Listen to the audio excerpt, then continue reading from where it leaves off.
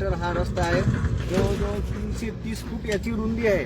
तर एकंदरीत बघितलं तर हा रस्ता नांदेडून निघाल्यात आहे पिंपरण शिवार आहे.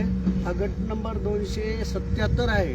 तर हा या साईडला इकडे दाखव फिरून तेवढं या साईडला ते जे पूल दिसत आहे समोर तो आहे कावलगावला जाणारा, नांदेड कावलगावला जाणारा रस्ता आहे. त्याच्यावर पूल होत आहे.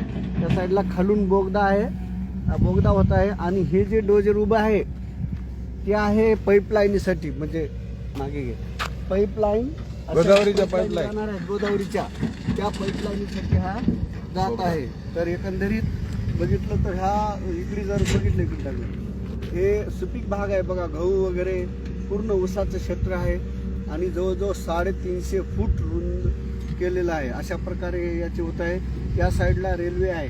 रेल्वेची त्यांनी पटरीसाठी जवळजवळ 60 फूट सोडलेलं आहे, 30 ते 60 फूट एकंदरीत असा खोली करून हे भर भरण्यात आहे. हे भर भरण्यासाठी या साईडने काही जमीन आहे उंच ठिकाणी, त्या साईडचं त्यांनी काय केलं तिकीट दाखवलं मुरूम आणलेला आहे. तिकडचा गट नंबर 146 त्या गटातून आणून त्यांनी हे मुरूम पूर्ण भरलेलं आहे. म्हणजे एखाद्या शेतीचं खोदकाम करते वेळेस नियम आहे 4 ते 5 फूट खोल करायचा, पण यांनी जवळजवळ 18 फूट खोल घालणार आहेत. त्यामुळं शेजारील जे शेतकरी आहेत त्यांचं अतोनात नुकसान होणार आहे. त्यामुळं बाजूची जमीन आहे त्याचं घर्षण होऊन ते खाली जमिनी दुरुस्त करण्यासाठी खूप खर्च येणार आहे. ते जे जमीन घसरून पावसाळ्यामध्ये पूर्ण हे होऊ शकते. त्यामुळं त्या बाजूच्या जमिनीला कमीत कमी 50-60 फूट अंतर सोडणं आवश्यक असताना यांनी त्या जमिनीला फक्त 10 फुटाचा रस्ता सोडलेला आहे. 10 फुटामध्ये बैलगाडी जात नाही, कोणतं वाहन जात नाही. तरी पण हा असं शेतकऱ्यांची एकी नसल्यामुळे सर्व होत आहे. शेतकऱ्यानं जर आता आणलं तर 18 फुटाचा रस्ता हा दोन्ही साईडनं आवश्यक असते. 10 फुटाच्या रस्त्यामध्ये बैलगाडीही जाऊ शकत नाही, कारण बाजूनं नाली आहे. नाली असल्यामुळे ते बैलगाडी जाऊ शकत नाही. त्याच्यासाठी रुंदी कमीत कमी 18 फूट देणं आवश्यक असताना कोणी काय म्हणत नाही. सतत लोक ज्याचं त्याला कामं बघत आहे.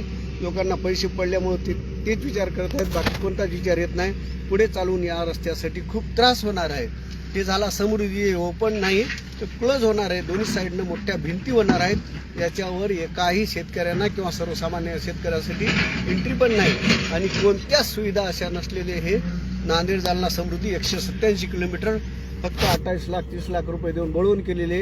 आता जमिनीचे व्हॅल्युएशन, जमिनीचे भाव 80 लाखाला गेलेले आहेत. 80 लाख एकर 50 लाख एकर मागत आहेत लोक आणि याने दिले तुटपुंजी रक्कम 30 ते 35 लाखाच्या दरम्यान. काही लोकांना बघायची गिरायची लोकांना तर 20 लाख रुपये दिले आहे. अशा प्रकारचं अतोनात नुकसान होत आहे. तरी याची प्रशासनानं दखल घ्यावी.